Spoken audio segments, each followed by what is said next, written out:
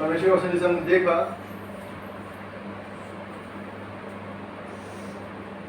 परमेश्वर का वचन लिखा है 28 में, जैसे हमने देखा पहला कुरिन्थियों 1:28 में, और परमेश्वर ने जगत के नीचों और तुच्छों को वरन जो है भी नहीं उनको भी चुन लिया कि उन्हें जो है व्यर्थ ठहराए। जो है उन्हें क्या है? व्यर्थ ठहराए।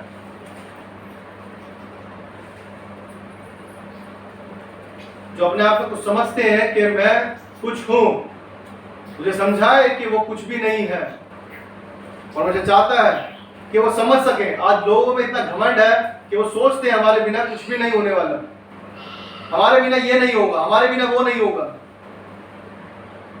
तो परमेश्वर का वचन कह रहा है, ऐसे लोगों के लिए परमेश्वर कह रहा है कि वरन जो है भी नहीं उनको भी चुन लिया है कि उन्हें जो है व्यर्थ ठहराए।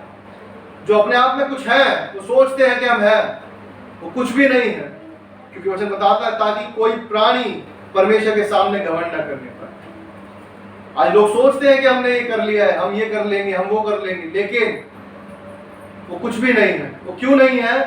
क्योंकि परमेश्वर का वचन बताता है यदि किसी को घमंड करने का कुछ लगे कि घमंड करना है तो वो इस बात पर करे कि परमेश्वर है, वो परमेश्वर पर घमंड करे।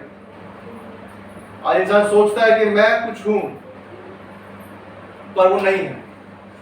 बाइबल बताती है कुछ भी नहीं है। वो घास के समान, वो बुलबुले के समान,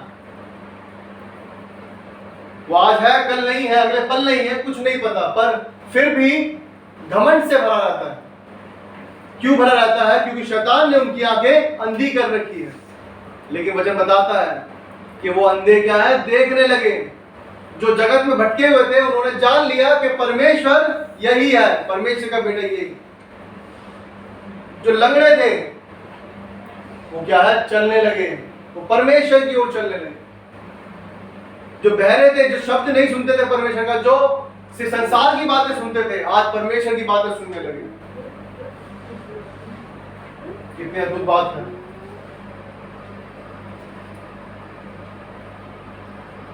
जो भटके हुए थे वो क्या है? उस परमेश्वर की ओर फिर गए, वो परमेश्वर को जान गए। लेकिन कौन जान गए हैं ये लोग? ये वो लोग हैं जो भटके हुए थे, जो लोग परमेश्वर की खोज में भटके हुए थे, जो परमेश्वर के वचन को सुनना चाहते थे, जो परमेश्वर के वचन की ओर चलना चाहते थे, जो परमेश्वर को देखना चाहते थे, लेकिन जो घमंड से भरे हुए हैं वो नहीं देख पाएंगे। बाइबल बताती है कि वो देखते देखते भी नहीं देखेंगे, वो सूझते सूझते भी नहीं सूझेगा उन्हें। क्यों नहीं सूझेगा? क्योंकि संसार के स्वामी ने उनकी आंखें बंद कर रखी है, उनके कान बंद कर रखे हैं अच्छी चीजों को सुनने के लिए। लेकिन जो परमेश्वर के खोजी हैं, जैसा वचन बताता है, वो निर्बलों को चुन लेता है। जो अपने आप में सोचते हैं मैं कुछ नहीं हूं, परमेश्वर मेरे पास चाहे बॉडी कितनी हेल्दी हो, लेकिन परमेश्वर में कुछ नहीं हूं। वो दीन होकर रहते हैं, नम्र होकर रहते हैं। वो तो के पास बहुत पैसा होता है, लेकिन फिर भी वो क्या है? दीन बन के रहते हैं। उनके पास कुछ है नहीं, ऐसा फील होता है हमें। लेकिन जब देखते हैं तो उनको पता चलता है कि इतना पैसा है इनके पास। ये है परमेश्वर की नम्रता। जब परमेश्वर की दीनता इंसान के अंदर आती है तो वो क्या है? उसे चलना सिखाता है कि उसे किस तरह से रहना। परमेश्वर ये नहीं कहता कि पैसा यूज नहीं करना, उसने दिया है। धरती पे लिखा है, वचन लिखा है कि जो हमारे पास है हमें क्या है? यूज करना है। किस तरह से यूज करना है? अच्छी चीजों में, ये नहीं खराब में कि फालतू में उड़ा दिया। हमें आनंद के साथ रहना है इस धरती पर। बाइबल बताती है अपनी पत्नी के साथ, परिवार के साथ कैसे रहना है? आनंद के साथ रहना।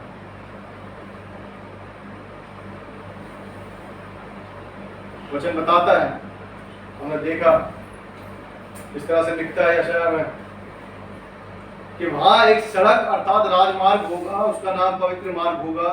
कोई अशुद्ध जन उस पर से ना चलने पाएगा। क्यों नहीं चलने पाएगा? क्योंकि वचन बताता है पहला पत्रस 1:16 कि मैं पवित्र हूं और तुम भी पवित्र बनो। यदि हम पवित्र नहीं हैं तो पवित्रता की खोज कैसे कर सकते हैं? पवित्र पर चलने के लिए पवित्र बनना होगा। परमेश्वर ने वो मार्ग हमें दिखा दिया है। अब चलना ना चलना किसकी है? वो हमारी है, हमारे ऊपर डिपेंड है। भाई बताती है, देखते हैं मती, सब जानते हैं, बहुत बार वचन को पढ़ते हैं, मती 5 अध्याय। ये मार्ग में चलने के लिए परमेश्वर ने हमें दिखा दिया ना, इसे हम सब जानते हैं, यीशु का पहाड़ी उपदेश कहते हैं, और ये धन्य वचन है।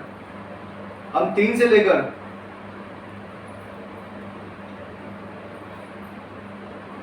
12 तक देखते हैं, तो क्या देखते हैं इसके अंदर? 3 में लिखा है, धन्य है वह जो मन के दीन है, क्योंकि स्वर्ग का राज्य उन्हीं का है। दीन होना, अभी हमने बात की, जिसके पास सब कुछ है फिर भी वो क्या सोचता है? कुछ भी नहीं है। परमेश्वर ऐसे लोगों को ढूंढता है। मुझे बताता है, उसने उस जवान से क्या कहा कि जाके धन संपत्ति कंगालों को बांट दे। वो क्या है? उदास हो गया, क्योंकि उसका ध्यान जो था उसके धन पर था। सब कुछ मानता है, सब कुछ करता है, लेकिन फिर भी क्या है उसमें? धन को जब छोड़ने की बात आई तो उसे भी लगता है कि हाँ, धन से ही तो सब कुछ मेरे पास है। लेकिन जब परमेश्वर जिसके पास है, उसके पास किसी भली वस्तु की कमी नहीं है। परमेश्वर सब कुछ पूरा करने वाला परमेश्वर। 4 में लिखता है, धन्य है जो शोक करते हैं, क्योंकि वह शांति पाएंगे। हम किसी के दुख में दुखी नहीं हो पाते, तो शांति कैसे महसूस कर पाए?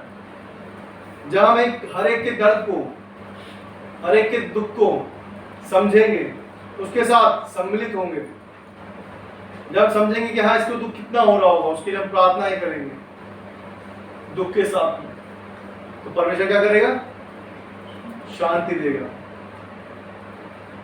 वो शांति हमें देगा। लिखा है, धन्य वह जो नम्र है, क्योंकि वह पृथ्वी के अधिकारी है। जो नम्र है,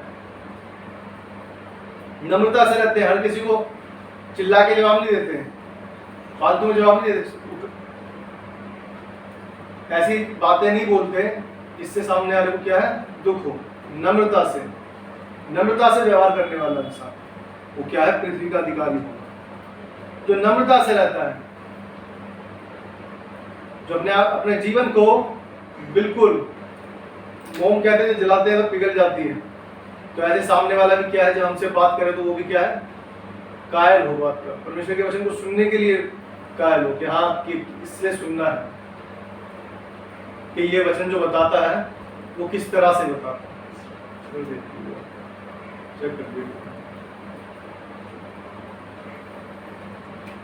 वचन लिखता है आगे, धन्य है जो धार्मिकता के भूखे और प्यासे हैं, क्योंकि वे तृप्त किए जाएंगे। क्या है? धार्मिकता के भूखे और प्यासे हैं, जो भलाई करने के लिए तत्पर रहते हैं। भलाई करनी है, भलाई, जो भलाई करने के लिए तत्पर रहते हैं, वो क्या है? तृप्त किए जाएंगे। जो खुद भूखे प्यासे हैं धार्मिकता के, हमें भलाई करनी किसी तरह से, वो क्या है? तृप्त किए जाएंगे।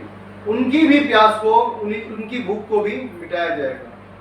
तो इतना नहीं मिटाया जाएगा, इतना किया जाएगा, तृप्त लिखा है, फुल्ली, पूरी तरह से क्या है?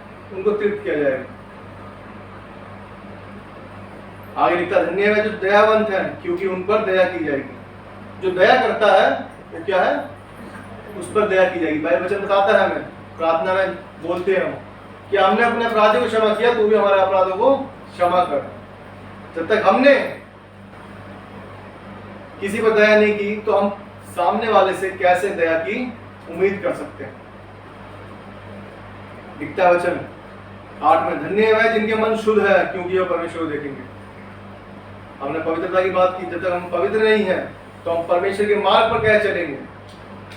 धन्य है वह जिनके मन शुद्ध है, क्योंकि वह परमेश्वर को देखेंगे। में लिखता है, धन्य है वह जो मेल कराने वाले हैं, क्योंकि वह परमेश्वर के पुत्र कहलाएंगे। परमेश्वर हमारा मेल मिलाप कराने आया है, इसलिए कह रहा है धन्य है जो मेल कराते हैं, क्योंकि वो परमेश्वर के पुत्र कहलाएंगे। क्यों कहलाएंगे? क्योंकि परमेश्वर का पुत्र हमें ढूंढने आया और हमें एक करने आया। और आज हम जहाँ पे भी देखते हैं, जब विश्वासी से किसे मिलते हैं तो हमें क्या है? खुशी होती है। हम कहते हैं कि हाँ, परमेश्वर आ जाए। लेकिन उससे ज्यादा दुख जब होता है जब वो परमेश्वर को जानने के बाद भी परमेश्वर में नहीं होता, संसार में होता है, तो हमें दुख होता है कि परमेश्वर किस तरह ये बच जाए। क्योंकि ये क्या है, परमेश्वर को जानने के बाद भी भटकना अच्छा नहीं। इसलिए कह रहा है जो मूर्ख है वो भी क्या है, भटकेंगे नहीं यदि परमेश्वर को स्मरण करके चलेंगे। आगे लिखता है, धन्य है वह जो धार्मिकता के कारण सताए जाते हैं, क्योंकि स्वर्ग का राज्य उन्हीं का है। आज परमेश्वर का वचन जैसे हम थोड़ी देर पहले सुन रहे थे कि हाँ, हम हर न्यूज चैनल पे क्या देखते हैं, हर न्यूज चैनल पे क्या सुनते हैं कि धर्मांतरण हो रहा है। लेकिन आज हम परमेश्वर का वचन बता रहे हैं, उनको उस नरक से स्वर्ग का अनुभव दे रहे हैं। जैसा हमने लिया वैसे ही हम उस स्वर्ग के अनुभव को दे रहे हैं। लेकिन वो क्या है, सताए जा रहे हैं, आज उनको पकड़ा जा रहा है। कितने सारे विश्वासी लोग हैं, कितने सारे पास्टर्स हैं, कितने सारे बिशप्स हैं, सबको क्या है, लोग कैद करना चाहते हैं, पकड़ना चाहते हैं। भाई तू ऐसा क्यों कर रहा है, तू परमेश्वर का वचन क्यों सुना रहा है, तू धर्मांतरण कर रहा है, ये कर रहा है, वो कर रहा है। लेकिन खुद परमेश्वर को जानना नहीं चाहते, क्योंकि वो खुद अपनी आंखों को बंद कर चुके हैं, अपने कानों को बंद कर चुके हैं। हम बहुत बार डिबेट सुनते हैं न्यूज में, तो वो अपनी कहते हैं और परमेश्वर की दास की नहीं सुनते। क्यों नहीं सुनते? क्योंकि वो सुनना नहीं चाहते, क्योंकि वो अपने आप को सही साबित कर चुके हैं अपने माइंड में कि हम जो कर रहे हैं वो सही है, हम अपने लोगों को बचा रहे हैं। लेकिन ये नहीं कि वो अपने लोगों को उस स्वर्ग के रास्ते से भटका रहे हैं और खुद भी भटके हुए हैं। कितनी गलत बात है। जबकि परमेश्वर के लोग ना तो किसी को जबरदस्ती करते हैं और ना किसी को जबरदस्ती बुलाते हैं। वो परमेश्वर के वचन को सुनाते हैं, जैसे परमेश्वर ने हमें आज्ञा दी है कि हम जाके चेला बनाए परमेश्वर का। हम परमेश्वर के वचन को सुनाए, परमेश्वर ने हमें आज्ञा दी है, हम वो ही करते हैं सिर्फ। लेकिन लोगों को क्या है, बड़ा बेकार लगता है इस देख कर। देखते हैं, वो कहते हैं नहीं तुम धर्मांतरण कर रहे, वो परमेश्वर के बात को नहीं समझते, क्योंकि संसार के स्वामी ने उनकी आंखें अंधी कर दी, बहरा कर दिया, उनके मार्गों को रोक दिया है, उनके पैरों को क्या है, चौड़े स्थान में ले गया है। लिखा है, धन्य हो तुम जब मनुष्य मेरे कारण तुम्हारी निंदा करें और सताएं और झूठ बोल बोलकर तुम्हारे विरोध में सब प्रकार की बुरी बात करें। आज यही होता देखते हैं। लेकिन हमें आनंद में रहना है, क्योंकि वचन बताता है, क्योंकि कोई भी दुष्ट या अशुद्ध उस मार्ग पर नहीं चलने पाएगा। सिर्फ कौन चलने पाएगा? जो पवित्र है। कितना अद्भुत वचन है परमेश्वर का। लिखा है, तब आनंदित और मगन होना, क्योंकि तुम्हारे लिए स्वर्ग में बड़ा फल है। इसलिए कि उन्होंने उन भविष्यवक्ताओं को जो तुमसे पहले थे इसी रीति से सताया था। परमेश्वर वचन बता रहा है, उनको भी सताया था, तो तुम्हें क्यों नहीं सताएंगे? भविष्यवक्ताओं को, जो इतने बड़े बड़े भविष्यवक्ता है, उनको भी नहीं सुना उन्होंने किसी को। इतनी अद्भुत बात है। रोमियो भी देखते हैं, रोमियो वचन, रोमियो 2nd चैप्टर, रोमियो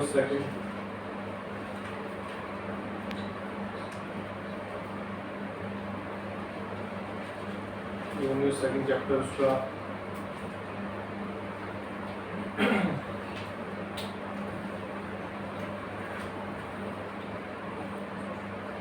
उसका 4 से लेके, मैं पढ़ता हूँ आपके लिए 4 से, रोमियो 2 अध्याय उसका 4 से। क्या तू उसकी कृपा और सहनशीलता और धीरज रूपी धन को तुच्छ जानता है?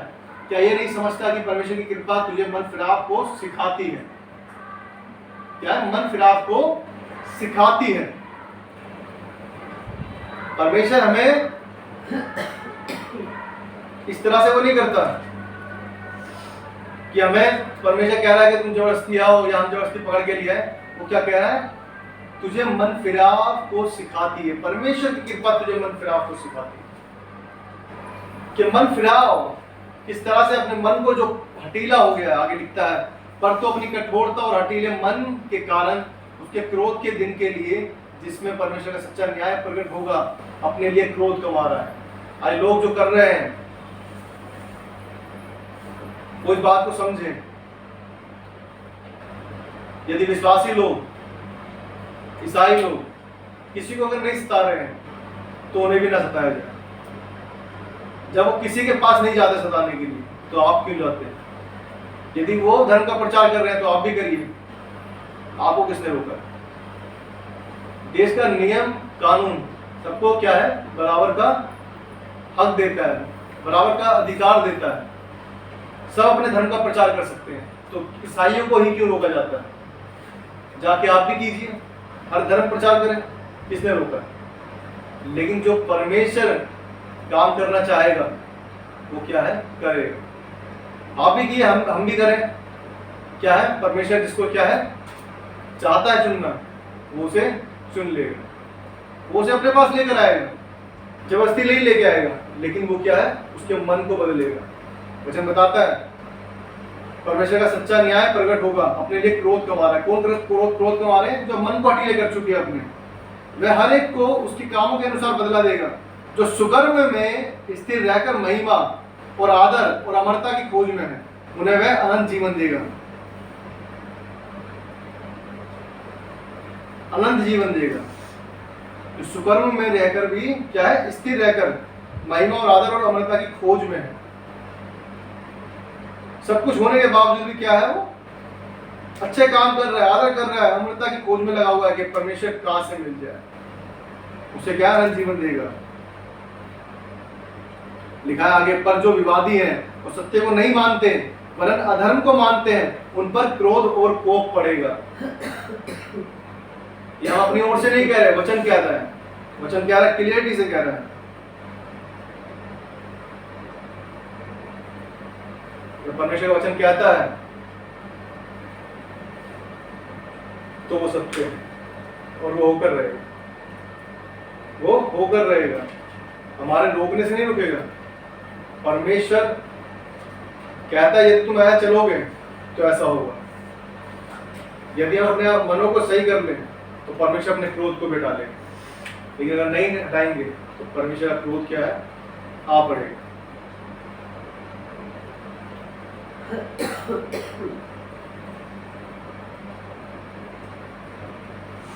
परमेश्वर का वचन जो हमने देखा रोमियो में,